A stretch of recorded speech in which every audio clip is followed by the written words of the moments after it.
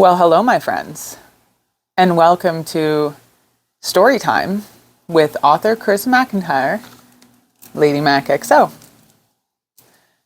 I just published my 12th novel, and I have today for you a beautiful and lovely, edited, friendly, completely safe first chapter of my story that is just simply about a woman who moves to the sea and really likes water. However, I encourage you all to, not just encourage, I'm requesting, this is a request from Lady Mac, to go to my email list and get yourself a copy of this. The first chapter is completely yours, available to anyone who signs up. It is immediate. Well, the drive, the Google Drive, where many material that is completely yours for no catch will be emailed to you, and you'll find the first chapter of my sea, going to the sea novel. You will find all of the details for how to get yourself a signed one and everything as well there. Listen, I was gonna read this a few weeks ago, and then a lot of things happened that made me frustrated with how edited things have to go, and I just didn't share this with you. But I've decided to share it with you in a sense that it's now a read-along. So we're going to read this sea story together, and there will be times when I will make reference to your copy, and in which case you will read along. That's your time to read along. You savvy? Okay. Chapter 1. We're going to start with chapter 1 together, and I'll read for a while, and then I'll let you know when it's your turn. Francesca had always been drawn to the water, especially the Caribbean Sea. Her family owned property in several parts of the Bahamas, including one beach house along the shore that they visited often while she was growing up. She loved that one the most because, unlike the other more touristy areas, this place was very secluded. Something inside her called her not just to the outdoors and the sunshine and that house, but also to the water and the solitude that it offered. Her earliest memories were those spent right out in the fresh seaside air. Often her parents would bring out her bassinet and let her fall asleep outside until they were ready for bed themselves, letting her be lulled to sleep by the crashing of the waves. Later, when they went inside for the night, they always left the windows open. Having been along the sea since her birth, though, it wasn't just the crash of the waves that she found soothing. Everything about the sea felt like it was ingrained right into her very soul and necessary for her everyday survival.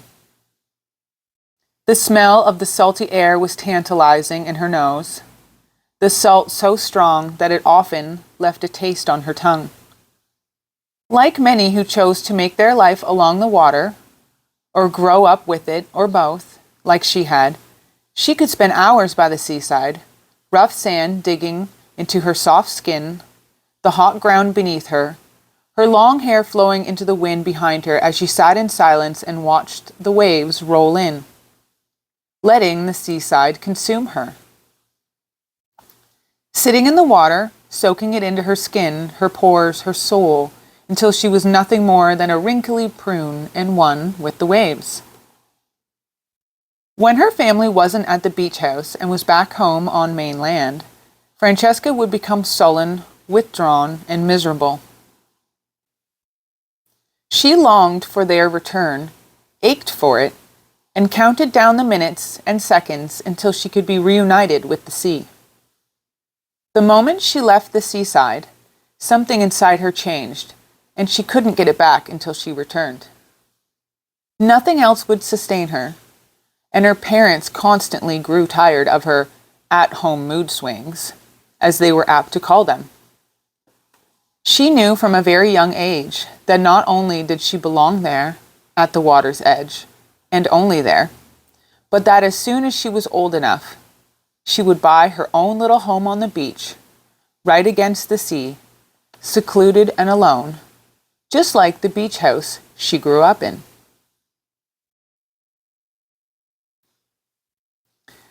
She loved sleeping with her windows open as often as possible, and she would leave them open even in the worst weather, sometimes just a crack.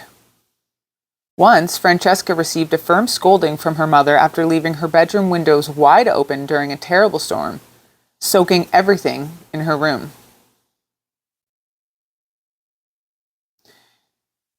There is a sentence that I would encourage you to read yourself.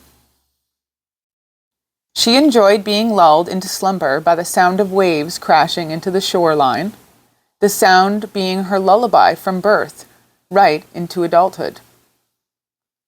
She often found it difficult to sleep anywhere but by the sea, especially when they stayed in their winter home. The long, restless nights made her miserable, and the tired crankiness added to her moods. So she avoided being home as much as possible. So she avoided being away from the seaside as much as possible, and would often refuse to go home. Once, she even instigated a full-out fight with her parents in her insistence on staying at the beach house for a few extra weeks all by herself, when she was only 8 at the time. She was determined to do whatever it took, begging to be allowed to show them she could take care of herself. At that age, her pleading got her nowhere, even if one of her older siblings offered to stay with her and keep the peace.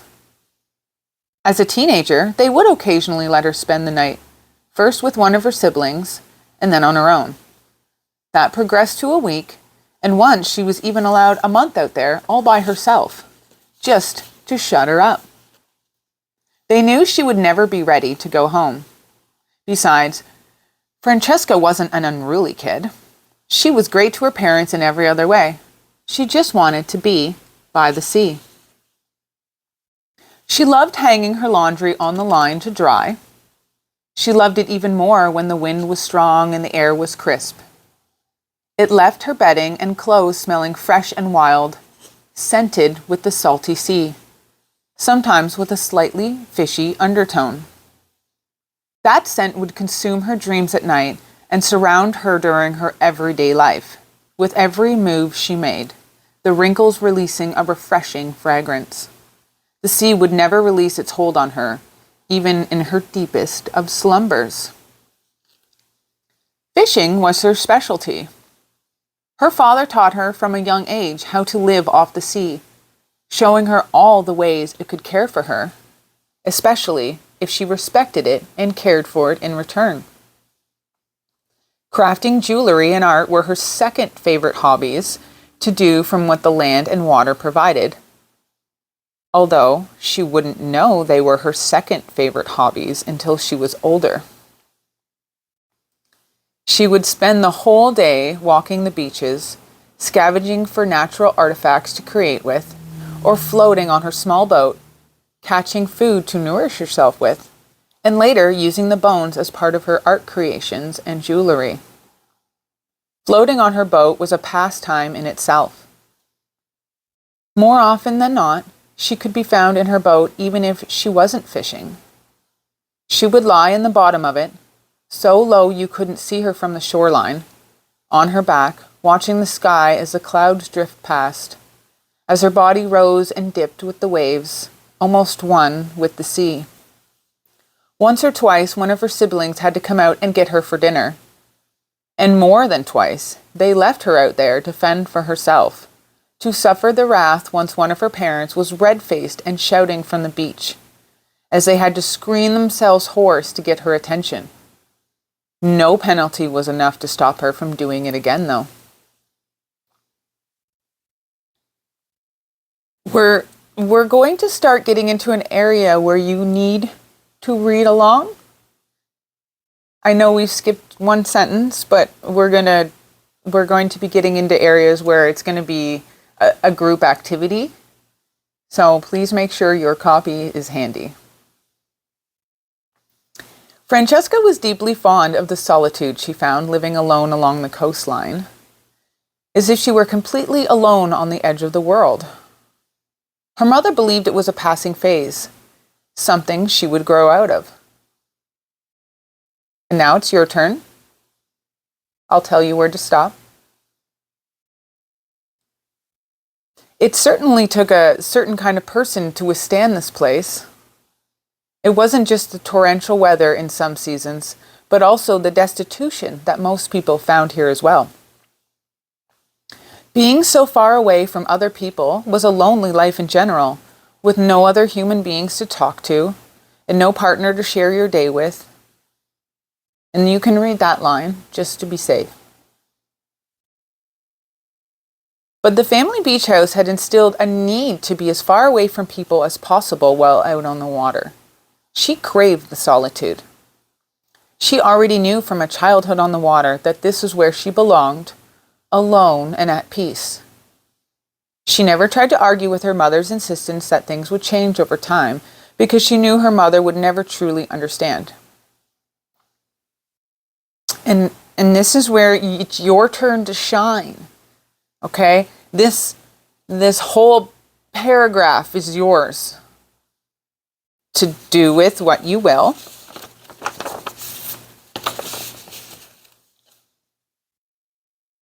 And that second paragraph is all yours. You're doing great. What a good job. I'm so proud of you. Okay, and then you're gonna read the third. Yeah. And the fourth. Wow, I'm proud of you guys. Good job. And the fifth. And the sixth. Oh, it's my turn again. It's my turn again. Okay, stop. Stop. Once she was in her mid-20s and had grown tired of the world, she found her dream home. Oh, you thought. Alone by the seaside, and moved out to figure exactly what it was. And for some reason that the printer cut that line off. And one stormy day during hurricane season, at the end of weeks of something making her crazy, she was about to find out. Wow. You guys did really good. You know, when I was reading your part, I got in trouble on other platforms. So I'm proud of you. You're doing it in your own home where nobody can see you. And you did such a good job. I'm proud. Okay, no, seriously, I really do hope you got your copy. I always put out the first chapter of my work for you, free for whoever's on my list. You just gotta sign up. I'm lucky to email you like 4 or 5 times in an entire year. Usually really sporadically, like 3 times in a month, and then you don't hear from me again for 6 months, and then 1 email, and then 2 more at the end of the year or something. Like I'm a hot mess. So, you know, like there's no ulterior motive there. It's a win-win for you. You get a bunch of free stuff that's already on there. You can read the first chapter to a bunch of my work, decide whether you like it or not. There's a ton of short stories on there that never get published anywhere else. And I think there's like some adult games and stuff on there you can download. It's been a while. I'll have to touch base with y'all again and get back on that. But yeah, there you go. First chapter of Succumbing to the Sea. I didn't want to even say the title in the beginning. Succumbing can lead to a weird area. Every word that I say can almost lead to a weird area. I can't imply anything. I can't make it sound like it's anything other than it's not. I'm walking a fine line here. So that is a completely safe and friendly version of my work. I hope you got your own copy and enjoyed that entire page, basically. Get a copy. It's now available on paperback everywhere. It is not yet up in ebook. Your girl's on a budget here. I'm doing the best I can. Podcast is up. By the time you see this, the podcast should be like up and moving on my channel here, both in the podcast form and in video format. Hope you like it. The first handful are mostly just me kind of getting into things. You can expect some like hour-long rambles. A bunch of amazing guests are coming on. I got a lot of stuff in the works. So enjoy, guys. Thanks for being here. Stay kinky, my friends. Keep reading and keep chasing all of those things that bring you joy and passion. Lady Mac out. Author Carissa McIntyre. Catch you on the next whatever.